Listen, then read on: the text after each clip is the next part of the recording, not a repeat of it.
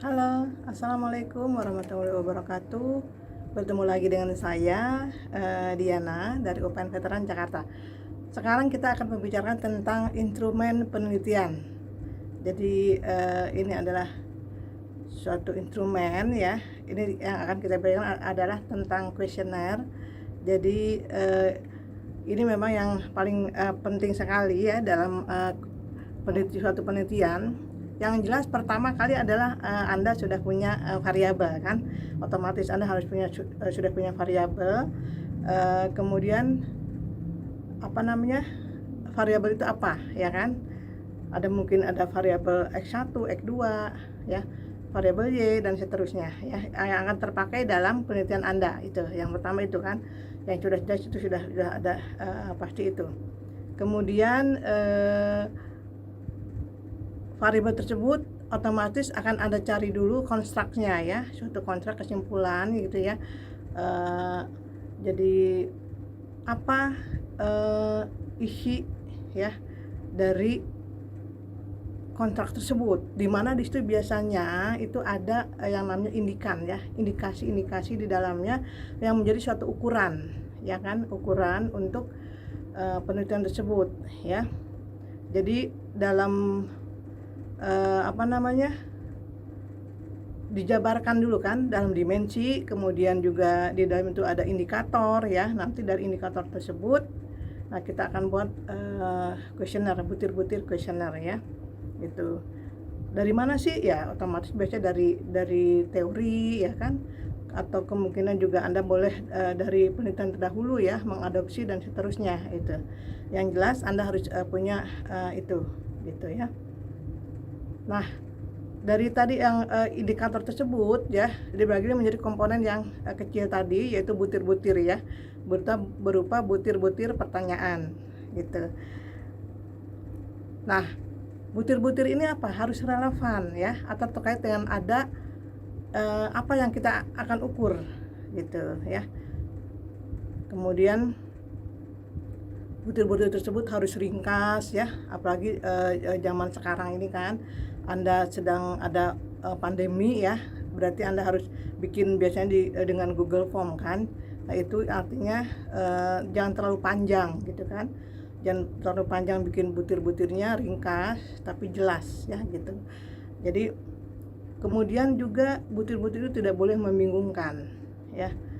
Jadi membingungkan artinya ada dua arti gitu ya. Anda bertanya dua kata yang memang bingung, nanti si responden jawab apa nih gitu ya.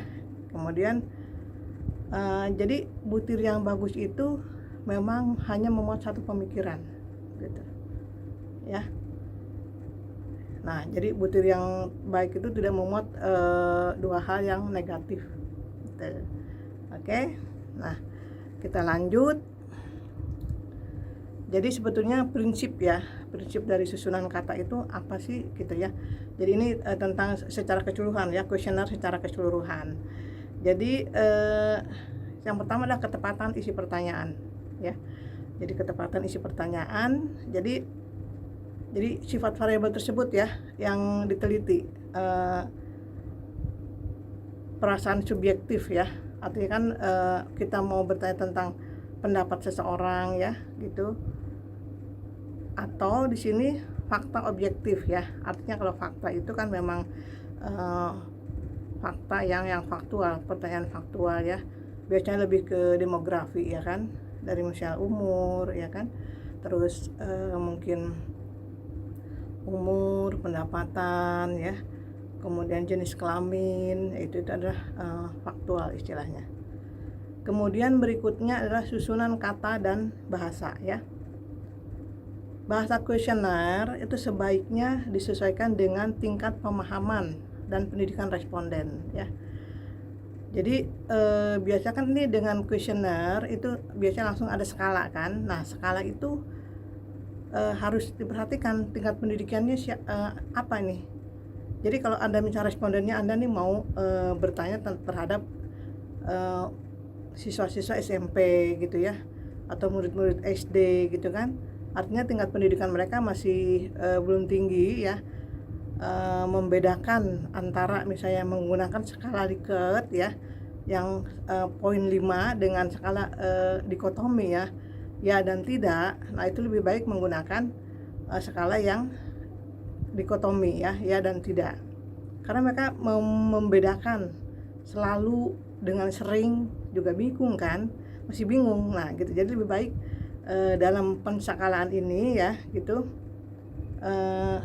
kita lihat pemahaman responden, pendidikannya gitu ya. Jadi contohnya seperti itu ya. Jadi lebih baik menggunakan, kalau misalnya pendidikannya kita responden kita mau oh nih saya maunya SMP gitu ya misalnya, karena misalnya mungkin ya produk-produk tersebut lebih banyak dimakan misalnya, tentang produk makanan misalnya oleh anak-anak SMP, SD. Nah gitu, jadi saya lebih baik menggunakan pertanyaan ya, menggunakan skala yang dikotomi, atau bisa juga skala Goodman ini sama ya gitu. Nah kemudian tipe dan bentuk pertanyaan ya yang diajukan tuh apakah akan terbuka atau tertutup gitu ya. Nah ini biasanya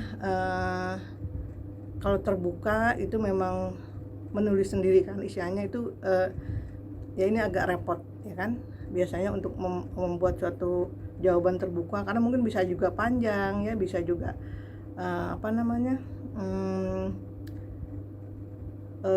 melebar kemana-mana gitu kan. Jadi biasa lebih banyak gitu kan menggunakan kuesioner tertutup ya, artinya cuma ada option gitu, option tadi ya, menggunakan skala Likert atau skala diferensial dan seterusnya, banyak skala gitu ya. Oke, nanti itu akan kita bicarakan lagi di lain kesempatan. Oke, berikutnya adalah bentuknya tuh positif atau negatif ya.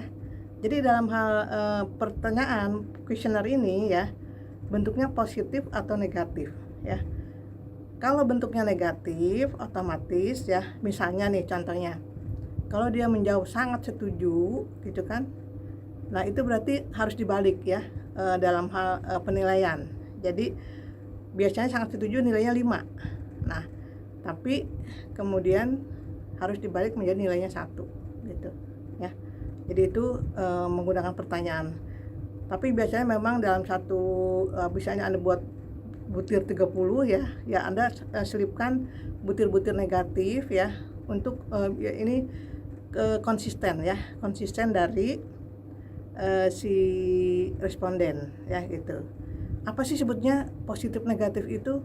Nah jadi kalau misalnya positif itu artinya memang ya positif, tapi kalau negatif tuh seperti contohnya nih misalnya untuk mengukur misalnya motivasi belajar misalnya kan gitu.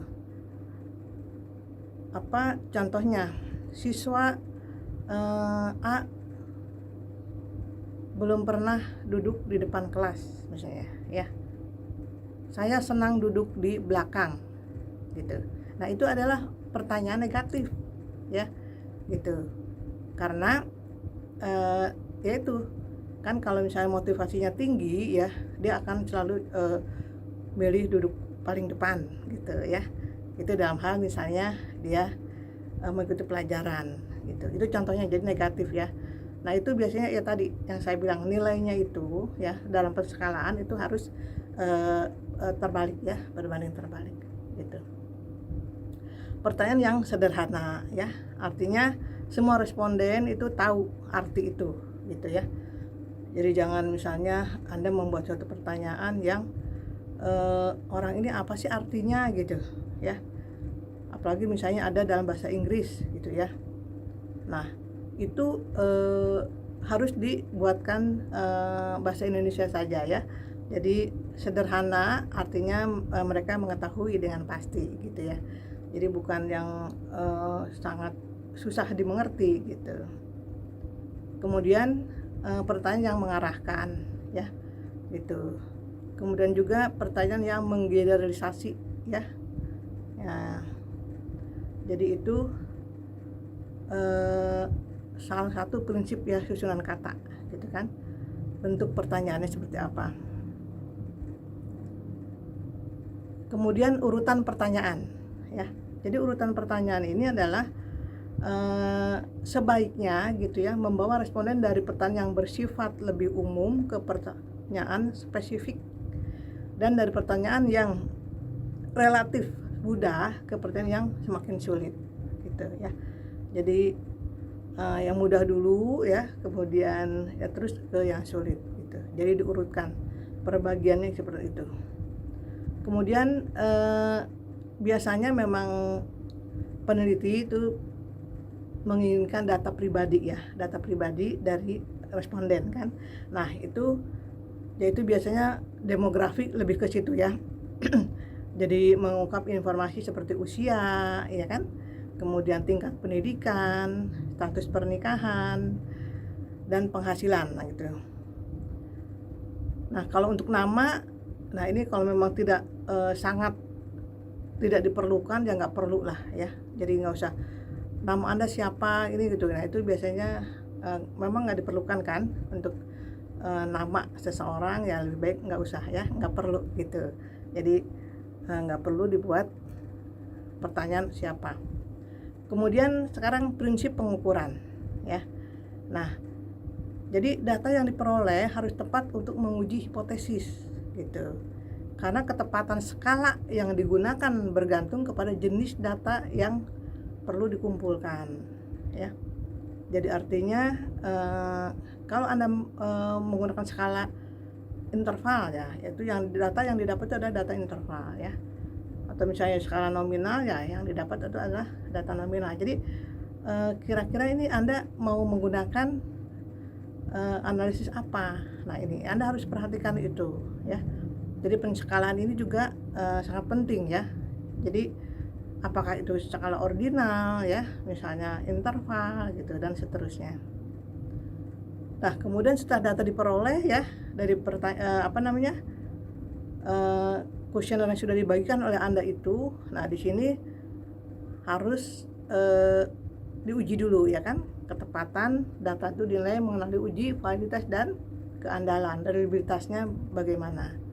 Jadi biasanya memang kuesioner ini dibagi dulu ke dalam suatu uji coba ya gitu, 30 misalnya 30 responden minimal. Nah itu nanti setelah itu Anda uji validitas dulu, reliabilitas, kemudian baru kalau memang semuanya tidak drop gitu ya Anda bagikan langsung ke responden penelitian ya.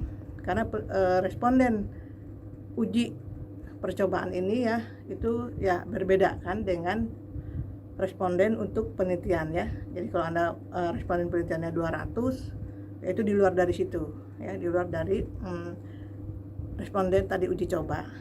Oke. Nah, sekarang penampilan kuesioner secara keseluruhan ya.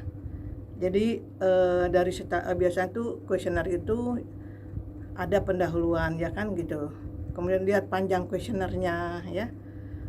Kemudian awal itu biasanya ada perkenalan untuk responden ya. Jadi perkenalan, saya ini adalah misalnya mahasiswa dari UPN Veteran Jakarta gitu ya.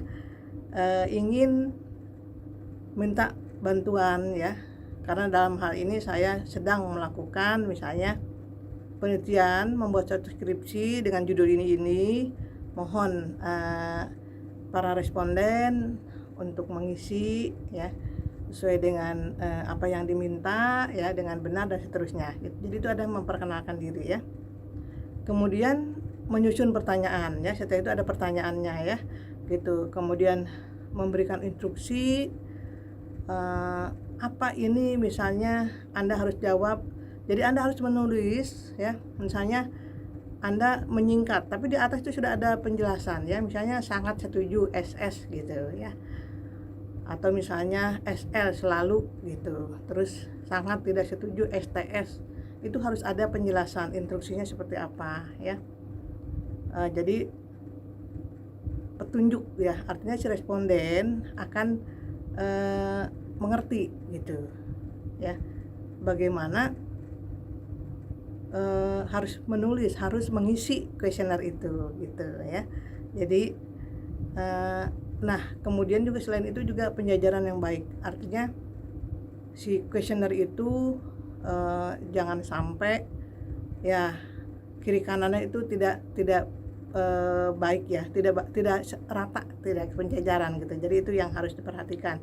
Artinya tampilan dari si kuesioner itu ya, itu udah bagus ya.